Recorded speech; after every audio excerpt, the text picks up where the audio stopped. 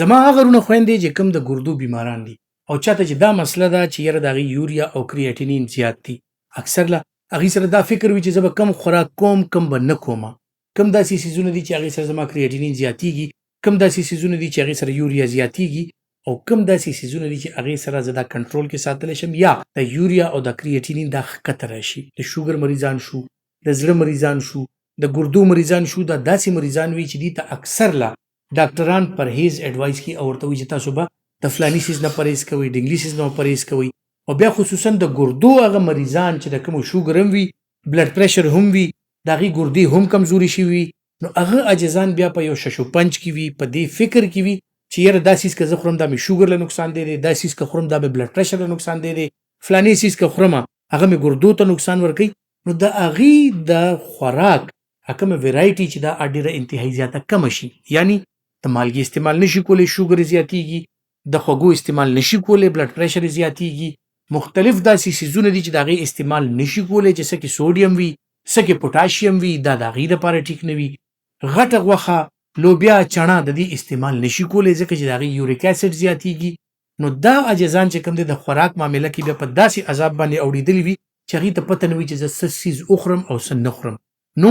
دا خصوصا دا ویډیو د هغه خلکو دپاره چې د چا ګردې کمزوري دي، د هغې یوریا، د هغې کریاټینین زیات دي، د هغې یوریک اسید زیاتیږي، نو د هغه خلکو دپاره زه تاسو ته داسې خوراکونه ښیم چې کومو سره به تاسو یوریا او کریاټینین نه زیاتیږي. تقریبا لسه څیزونه تاسو ته زه داسې ښیم چې هغې سره به فروټ، سبزیانې، دا داسې څیزونه دي چې ستاسو کریاټینین به ورسره بلکل نه زیاتیږي او تاسو چې څومره مقدار کې خوړل غواړئ تاسو یې خوړی شئ. څنګه چې تاسو ته پته ده چې یوریا او کریاټینین زیات نو دا چڼې یا دې نه علاوه چې کوم دی غټه غوښه یا مټن، دا څیزونه په هغه کسانو باندې بند وي، خصوصا چې د چا بیا ډایلیسس کیږي، خصوصا چې د چا یوریک اسید زیاتیږي، نو د ګردو مریض ته همدغه مسلې وي چې یوریا، کریاټینین او یوریک اسید دا څیزونه زیات شي. اوس دې کنټرول ساتلو دپاره خپل ژوند خو به هم تېروي ځکه چې د ګردو کوم مریض دی د هغه وزن کمیږي، هغه ته د خوراک ضرورت وي، هغه ته د انرژي ضرورت وي. کم کس په ډایلیسس باندې وي هغه ته د پروټین ضرورت هم وي چې د هغه وزن مینټین وي، د هغه بدن مینټین وي، د هغه مسل ماس دا مینټین وي، د هغه امیونټي ټیک وي. نو دې دپاره داسې خوراکونه زه نن تاسو ته ښیم چې د ګردو کم مریضان دي آیا هغه په ډایلیسس دي یا که هغه سټیبل کرونیک کډني ډیزیز دی، هغې لا د ډایلیسس سټیج ته نه دي رسېدلي خو ډاکټر پرې د ګردو د کمزورۍ د وجې نه مختلف خوراکونه بند کړي دي، نو هغې کم خوراکونه کولی شي. د ټولو نه اول چې کوم دی راځو سبزیانو ته، نو دوی د ګوپي استعمال کولی شي. دی چې کوم دی د بند ګوپي او پول ګوپي د دواړو استعمال کولی شي، دې سره یوریا، کریاټینین بلکل نه زیاتیږي. خو که چېرې د دې یوریک اسید زیات وي نو بند ګوپي استعمال بیا دی کم کوي ځکه چې دې کې اکزلیټس دي او مختلف څیزونه دي چې هغه یوریک اسید سره او هغې سره شاملیږي او ګرده کې شګه یا کاڼې جوړېدی شي. نو د هغې د وجې نه که یوریک اسید زیات وي بند ګوپي نشي استعمالولی، پول ګوپي چې کوم دی د دې استعمال کولی شي. بند ګوپي که د ګردو مریض دی او د هغه یوریا او کریاټینین زیات دي، د هغه یوریک اسید نارمل دی، نو بند ګوپي هم هغه ښه ټیک ټاک طریقې سره چې څومره غواړي هغه استعمالولی شي. دې نه علاوه بیل پیپر یعنی شمله مرچ، دا داسې شی دی شمله مرچ چې دا هر څومره د ګردو مریضان چې کوم دی هغې استعمالول غواړي په سبزیانو کې د دې استعمال کولی شي او هیڅ مسله نه کوي چې څومره هم دې خوړل غواړي نو شمله مرچ په خپلو سبزیانو کې، په خپلو پکوانو کې،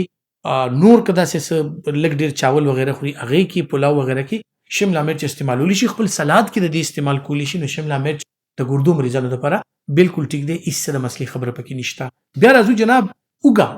لسن یا ګارلیک، د ګردو مریض دی، د شوګر مریض دی، د بلډ پریشر مریض دی، د دې استعمال هغه له زیات ځکه پکار دی چې دې سره شوګر، بلډ پریشر ریګولیټ کیږي، وزن ورسره ریګولیټ کیږي، دا نه شوګر زیاتوي نه بلډ پریشر زیاتوي. ګردو ته هم دا نه یوریا کریاټینین زیاتوي نه په یوریک اسید باندې دې اثر شته. نو اوږه که هر څومره خوړل غواړي دا کسان د اوږې استعمال کولی شي، د ادرک استعمال کولی شي، د پیاز استعمال زیات کولی شي چې هر څونه خوړل غواړي، پیاز شولو، ګازره شوله، دغسې ورسره چې کوم دی نو مولی شوله، د دې استعمال، د سلادو استعمال دا زیات کولی شي په خپل خوراک کې. نو دې سره د دې یوریا کریاټینین بلکل نه زیاتیږي او دا چې کوم دی د دې صحت ورسره ښه روان وي او د دې چې کوم خوراک دی د هغې ضروریات پوره کیږي، د دې د وایټامنز، د دې د آیرن، د دې مختلف قسم بي کمپلیکس، فولیک اسید، دا چې کوم وجود ته پکار دي د هغې ریکوایرمنټس پوره کیږي. بیا دې نه علاوه راځو جناب چې خوراکونو کې اکثر خلک وایي چې ډاکټر صاحب ماله دا غوړ ښه دي که نه دي ښه. د ګردو مریضان زیاتره دا تپوس کوي. نو غوړو نه مراد که دي داسې تلیدلي څیزونه په غوړو مړو کې د دې استعمال د روغنو استعمال د دې کم کوي. بهرحال که د زیتونو تیل استعمالوي اولیو آیل یا کینولا آیل د شړشمو تیل دا لږ مقدار کې دي استعمالولی شي او هغې کې خپله چې کم د دې سبزي ده افټر فرای کولی شي هغې له تړکه ورکولی شي نو هغې سره یقینا چې د دې صحت ښه وي او د دې کم د ګردو مسایل دي هغه ورسره نه زیاتېږي یوریا کریاټینین یا یوریک اسید دا ورسره نه زیاتېږي نو د دې استعمال د شړشمو د تیلو د اولیو آیل یعنی د زیتون د تیل او کینولا آیل وغیره د دې استعمال ایزیلی یا پام آیل چې کوم دی لږ مقدار کې د دې استعمال کولی شي خو